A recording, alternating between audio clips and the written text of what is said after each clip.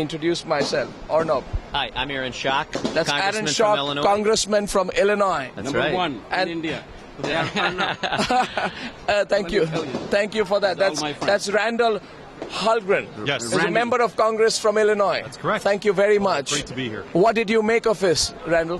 What did you make of Modi's speech? Great speech, a great event, very inspiring and very exciting of the days ahead of wonderful cooperation between America and India. So this was an important day. What's the key takeaway for you? I think America and the world will understand why India has overwhelmingly elected Narendra Modi Prime Minister and the BJP such an overwhelming majority, why he had such a record of accomplishment in Gujarat, because he's a man of action. So I thought at the very end he really reached out when he said American citizens, long-term visa on arrival. I think he was reaching out very strongly to Washington. What do you think? I absolutely, in advance of his meeting with President Obama tomorrow, he's meeting with Speaker John Boehner and the Republican leadership on Tuesday, and I think this is an olive branch to them to say this is what I'm going to do for your people in my country, and perhaps what are we going to do here in the United States for the Indian population as they travel with visas, but also our immigration law. The Senate has passed an immigration law that is very, very detrimental. The Democrats in the Senate passed a law, and so we need to make sure that the Republican House fixes that bill and make sure that it's good for the Indian American community. It was not transactional in its approach. Randall, can I ask you, how often is it that a global leader comes here and makes public announcements on issues such as visa restrictions on a informal, if I may say so, even a non-political platform such as this? People would have thought this will happen in hard talk across tables with tough negotiations going on both sides. But he's really given a lot away in this speech. Why do you think he's done that, and how will that go among both Democrats and Republicans in Washington? Well, I think it's something I've never seen before. I think it's You haven't? No, and I think it's an important step of, again, reaching out, taking the first step, showing he's a man of action, and so grateful again for Shali Kumar and all of his help of making the connections for us. The National Business Council, others have done a fabulous job of helping us see all the great things that are going on in India, and excitement that you feel from the members of Congress. It's hard to get 5 or 6 of us together, and there was a whole stage full of members of Congress. Yes, exactly. Here. I mean, so how unusual is that? I found about 25 to 30 congressmen out there.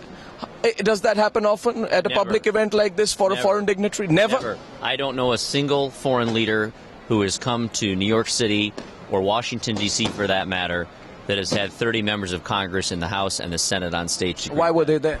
I think they were. Why were you there? I was there because I got to know Narendra Modi when he was chief minister. Shali Kumar and the Business Council introduced me to the chief minister of the fastest growing state. Obviously, trade is very important to both countries. And I saw then what I think the world sees now, which is a man who keeps his word, who is a man of action, and is a man who understands that basic necessities like sanitation and education are key to big manufacturing and agriculture being able to grow and prosper in their country. We're all here because as elected officials, we want to see things happen. What are the problem areas? We're moving towards Washington. Tell us the problem areas. Let's talk Turkey. India has been known as a very protectionist economy. It is the largest democracy on earth. When I talk to U.S. businesses that want to do business in India or have done business in India, there are a number of problems. One, overwhelming bureaucracy. Right. The rules change and rampant corruption. You heard him say, I'm going to break away and destroy all the laws rather than create more laws. We like that. We like that. His saying was, cut the red tape and roll out the red carpet. Minimum government, maximum governance.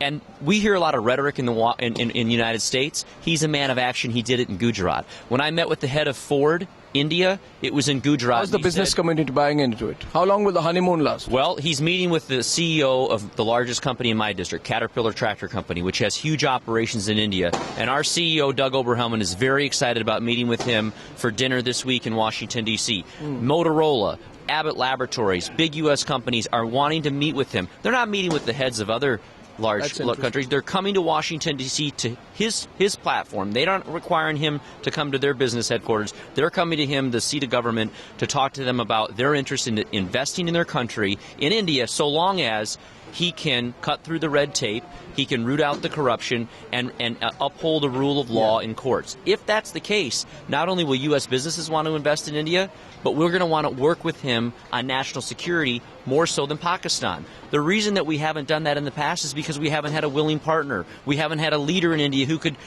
not only We take can say the action, same about the but have Americans. the deliverables. We can say the same about the Americans. I thought Obama was always forgiving towards Pakistan, extremely compassionate towards Pakistan, even after Osama bin Laden was found there. Find common ground on Yep. agreeing that Obama's Okay. been weak. Okay. Aaron, I believe perception matters. I believe, tactically more than even, the specifics sometimes, the atmospheric matters. And I go away from New York with the feeling that those atmospherics are just right for what will happen in Washington. Absolutely. Aaron, Thank Shali. you so much. Shali, Randall, thank you very much. Thank you very much. I have two members of Congress with me. Pete Olson, member of Congress from Texas, and Hank Johnson Jr. is member of Congress as well. Thank you very much. He's from Georgia. Thank you very much, Pete. And thank you very much, Hank, for coming. And of course, with us is your common friend and ours, Jagdish Sewani, very prominent member of the Indian American community. Well, that's interesting. You're already picking up all the Indian customs. What did you make of the speech, Pete? And what did you make of the event? Great speech, great event, and such opportunity for America and India in the future. I mean, he said the 21st century should be India's HBRs jointly. Energy, military cooperation, all these things are out there. Space. I would go by NASA, Johnson Space. India's going to Mars. That's great progress. There's so much opportunity between our two countries. So perceptually, Hank, do you think this will make a difference, in the way that America looks at India? And do you think that the number of people who will be pushing for a stronger India-America connection will also grow, Hank? Yes, I think the whole world has seen what India is capable of. This past week in reaching Mars, the first country to ever send in orbit a spacecraft and make it on the first occasion, make it on the first try. I think that the whole world sees that potential. And with Prime Minister Modi's visit and his address today, along with the cultural performance, it was just unforgettable. You're going to take that away with you, Jagdish.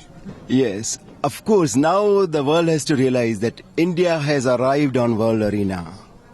India has arrived, and I think America and the whole world is taking notice.